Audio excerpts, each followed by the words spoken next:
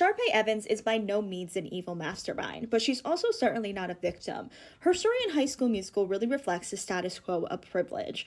When you look at High School Musical and the idea of breaking free of the status quo, how did we establish a society in which we have made Troy, a boy, not feel confident enough to explore this side of himself? And when he does, he kind of goes, maybe that's something I'd like to do more, whether it end up being casually, whether that be something he wants to pursue outside of school. And we take that and we say, no, no, no, stick to the status quo. Let's bully you because we don't believe that you should be a guy who does musicals. On his side of the story, we watch his friends bully him into going back to the status quo.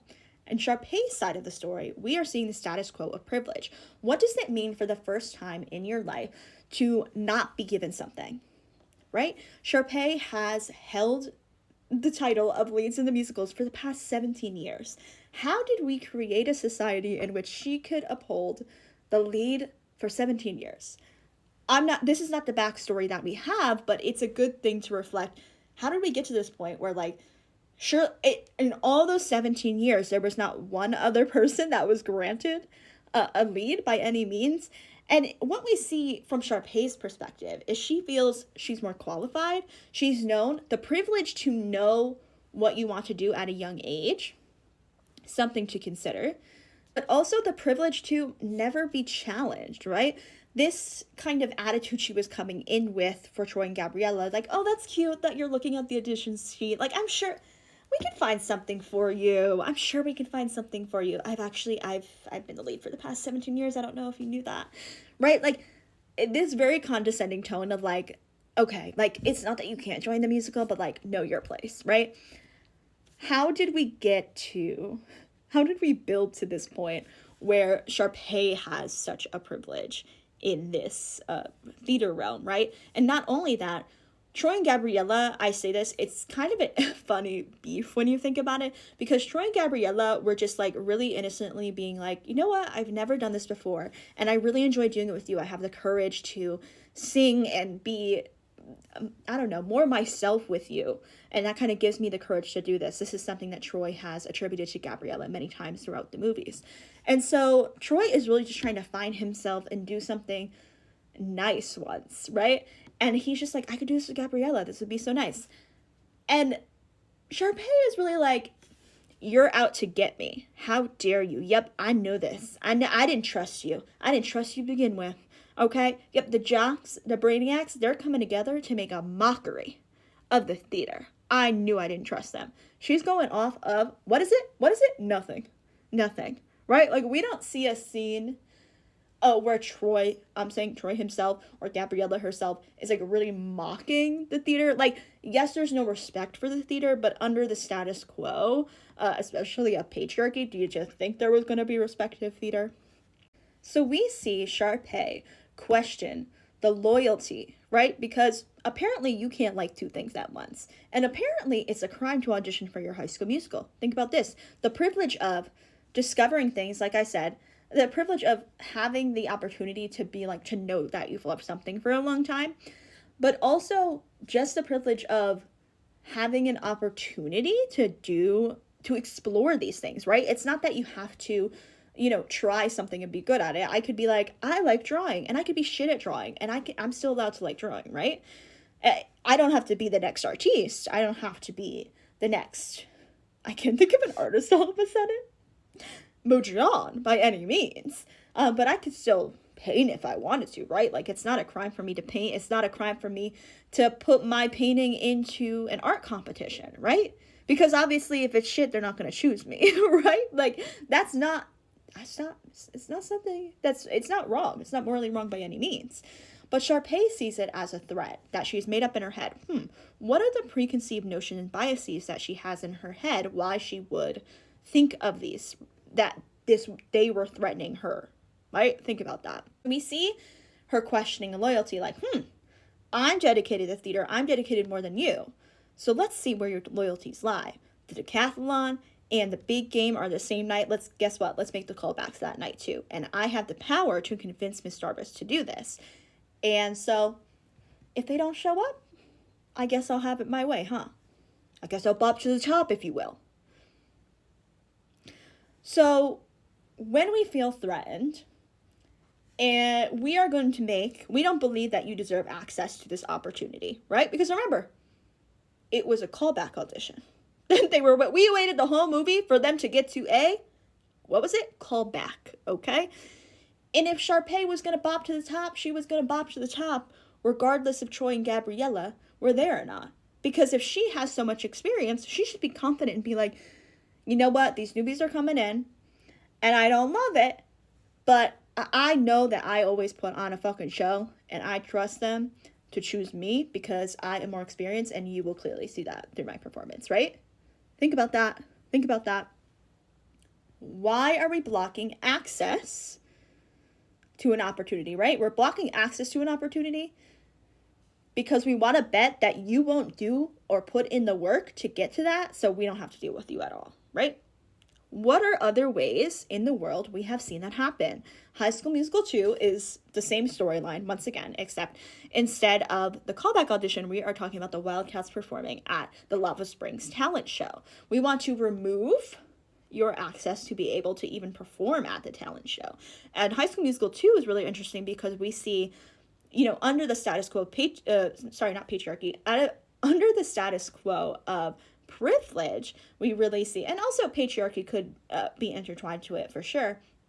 We see Ryan break free of this status quo of privilege in that he says, you know what, Sharpay, you didn't value me anyways, and I'm gonna go learn we're all in this together with the Wildcats. And instead of Ryan be given this privilege, now Troy is given this privilege. And Troy has always been coined as someone who always had the best interest of the team. And you could see throughout the movie that he started to notice the power imbalances. But at some point, the privilege just gets too good, where he stops being aware of that. For what? For an opportunity to maybe go to University of Albuquerque and play with the Redhawks, which is a team that they are aware and have, wanted to be a part of for a long time as a basketball team in Arizona themselves. They obviously knew of them well. So at the end of the day, what privileges can we offer you? You, someone who has, maybe been conscious of your privilege and tried to make everything as equal as possible. What privileges can we give you to make you forget that, to align yourself with us? Something to consider. High School Musical 3 was really interesting because at some point, right, Troy goes in there and he realizes, I have fucked up. I'm going to go in there and say, I don't like the way you've been treating my friends. I don't like the way I've been treating my friends. You need to let them go into the talent show again. And Ryan says, you know what, sis? I'm not going to perform with you. Sorry. Boo-hoo, cry me a river. High School Musical 3. We are once again, now Sharpay wants to be Gabriella in the musical. She just wants as much screen time as she can because she wants to get that Juilliard scholarship. Isn't she rich? Couldn't she just go to Juilliard? That's not a question we're here today. Because the musical is the musical of their lives, which is a little silly to me, but it's High School Musical 3, so it is what it is. Sharpay says, no, I want to be the star, right? I want it all. Incredible musical number. That cannot be denied. Sharpay also wants to be Gabriella, take over her part, because what? Gabriella, you are disloyal. You're not loyal to the theater in the way that I am, because you are disloyal to the theater because you want to go to Stanford, early acceptance at Stanford? I'm going to show my loyalty to the theater. That's a bit much. So it's honestly, girl, go to Stanford. I don't know why Sharpay would be, well, I can take some guesses, but it's just yeah, obviously I'm going to go early acceptance to Stanford instead of being in a musical, duh. The thing about High School Musical 3 is, although I like to say High School Musical 3, the plot is a little all over the place. We have a plot, and then it's just we're watching a movie of their lives. We're watching the wrap-up of High School Musical. We see, Troy has also got his name thrown in for the potential Juilliard scholarship. And Troy is looking confused because he didn't do this. He doesn't know at that time that Miss Darbus actually threw him in. How nice is it to have someone believe in you when you don't even believe in yourself, right? And we're not here to say that Troy should have gotten this Juilliard scholarship, because that actually should have fucking gone to Ryan. Actually, it should have been Ryan and Kelsey, if we're really being real here, but that's another story for another day. Because Ryan's storyline, under fucking rated, right? That is a story of, I went from privilege, I realized what happens, how you're not protected under privilege with Sharpay. And at the end of the day, they are very individualistically minded. And so at the end of the day, you're not protected. And actually, we need to learn more on this together. And I can confidently show off my skills and include everyone at the same time, because that's something that you can do. Absolutely. But when Sharpay hears Troy is up for Juilliard as well, she's like, he's faking it. He knows exactly what he's doing, right? Like, we get this competition mindset. Like, we are projecting this threat, that doesn't even exist, because, like, let's be fucking real. It's actually so interesting, too, considering, like, Sharpay, like, she definitely has a crush on Troy, and she definitely, like, wants Troy, but I think more of in a control way to get him out of the way, which is really funny, considering, like, Gabriella's not really a threat in the way that Sharpay thinks she is, because she's just like, listen, I enjoy singing with Troy. This is a wonderful thing to be able to do, because you should be allowed to do that in high school, sorry. What other chance do you get to do that? As you become an adult, it becomes harder to get free opportunities to do these things, to explore yourself in that way. But it's just genuinely so funny to me, because it's like, once again, Gabriella A is not even looking to, she's just looking to do something fun. A musical with her boy who wants to try out musicals. You know what I mean? She is not here to steal. She's not here to step on your gown, Sharpay. She's not here to step on your gown, okay? So, with that said, you need to calm down. But Troy is actually, although it's not like a match for match man for women, like, right? Like, Troy is the threat. So at the end of the day, like, she is projecting this threat. And Troy has been nothing but nice to Sharpay, considering the shit that she does, for real. Like, especially High School Musical too. Like, Sharpay, we don't really see a wrap-up on her story. Like, it's not that she doesn't have somewhat of a conscience? Can I say that correctly? I don't even know at this point. Because, like, in High School Musical 2, she's like, okay, clearly the Star Dazzle word should go to Ryan. But, like, the thing is, though, breaking free of the status quo, it doesn't happen overnight. And that's why we see Sharpay live these, storylines over and over and over again, where she feels threatened. She needs to do everything she can to stop, to put obstacles in your course so you cannot access and get the same opportunity as her, because she feels like she deserves more. How did we determine that you deserve something more than others? It seems silly because we're talking about a musical in High School Musical, but we can connect that to so many things around the world. Who determines if you deserve healthcare? Who determines if you deserve government assistance, etc., etc.? Something to think about that I think has to do with High School Musical, and just the greater questions we could be asking about that it says about the status quo. Sharpay's Fabulous Adventures, a much less interesting watch than the High School Musical movies, if I'm being fucking honest with you.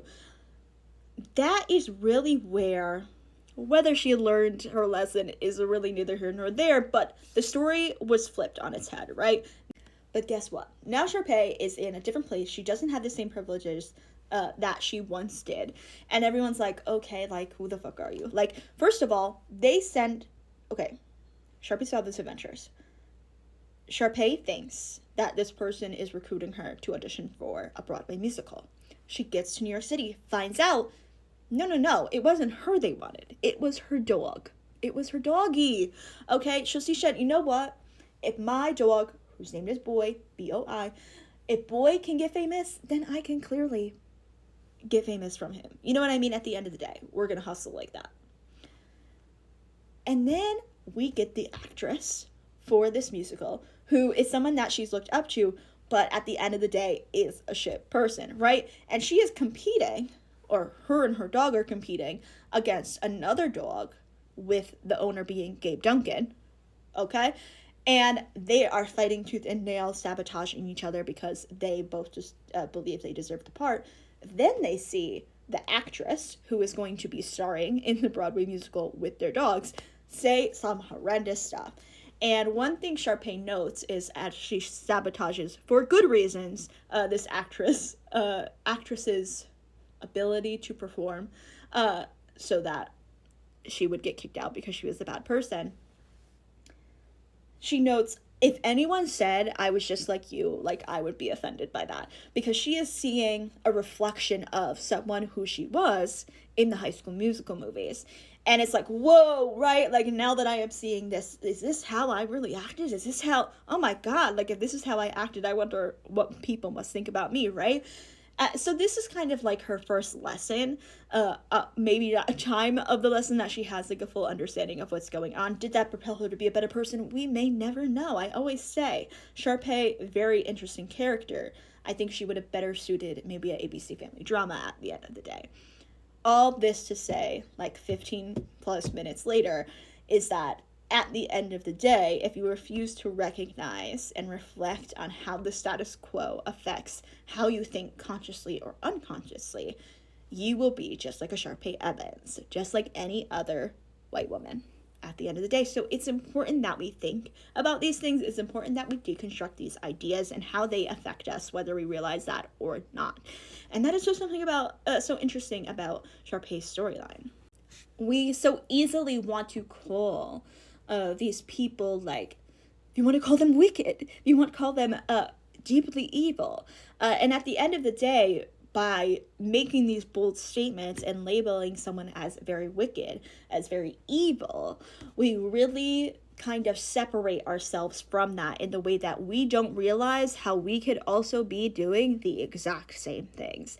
And that is part of the problem. The moment we believe that it could never be us doing those things is the moment that we will never actually do what we need to do to make it right. And part of that is deconstructing the status quo. How have you consciously or unconsciously upheld the status quo in your life? And that is something that you are required to think about.